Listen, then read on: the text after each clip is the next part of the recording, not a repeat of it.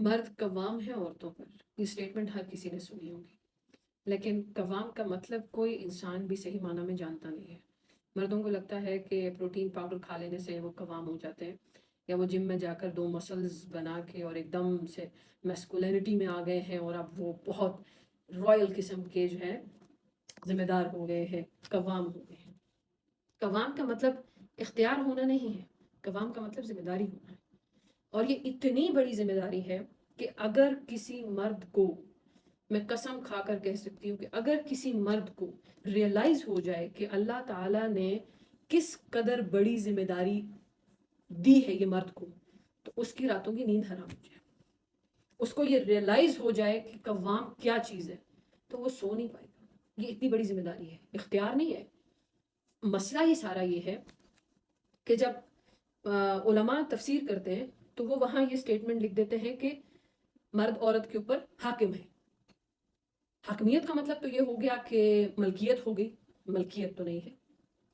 دونوں انڈیپینڈنٹ آزاد خیالات رکھنے والے انسان ہیں، عورت بھی مرد بھی۔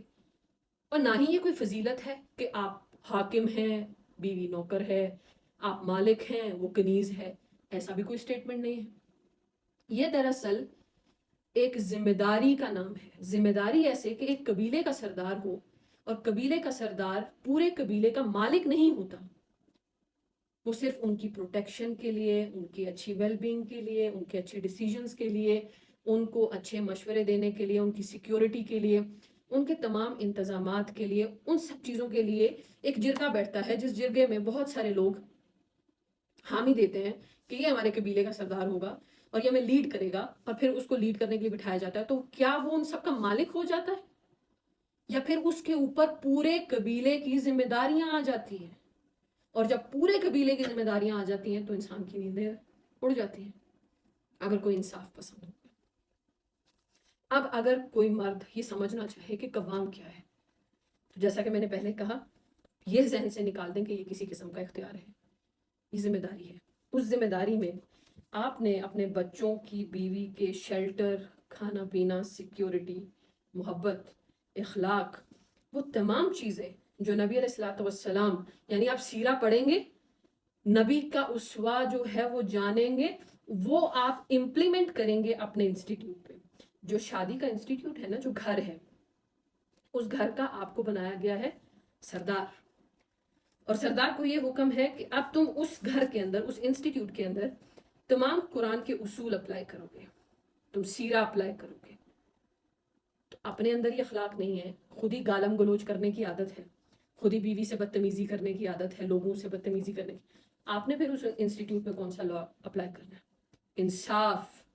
اللہ کو سب سے زیادہ محبوب انصاف ہے، انصاف ہیومنز میں۔ انصاف تبھی پاسبل ہے جب آپ کا جو حاکم ہے، جو قوام بن رہا ہے، جس کو شوق ہے کہ وہ اس لیبل کو اپنے سر پر تاج رکھے کہ میں قوام ہوں، اس کے اندر انصاف ہونا چاہیے۔ تو کیا مرد تسلی سے بیٹھ کے سوچیں کہ آپ انصاف کر پاتے ہیں اپنے گھر میں؟ اگر آپ نے اپنی بیوی جوائنٹ فیملی میں رکھی ہوئی ہے، آپ انصاف کر پا رہے ہیں؟ انصاف ہو رہا ہے؟ آپ کے بچوں کی تربیت میں جو چیزیں چاہیے، جو چیزیں ہونی چاہیے، وہ انصاف سے مل رہی ہیں؟ آپ کے اگر 4 بچے ہیں تو کیا آپ کے چاروں بچوں کے درمیان میں انصاف ہو رہا ہے، یا ایک زیادہ پرائیورٹائز ہو رہا ہے، ایک زیادہ ذلیل ہو رہا ہے؟ اس طرح کے وہ تمام معاملات، جس کی ایک چھوٹی سٹیٹمنٹ یہ ہے کہ اگر آپ انسٹیٹیوٹ کے مالک ہو گئے ہیں تو کیا آپ قرآن کو صحیح معنی میں اور سیرت کو صحیح معنی میں اپنے گھر پر اپلائی کر پا رہے ہیں یا نہیں؟ نہیں کر پا رہے ہیں، آپ قوام نہیں ہیں۔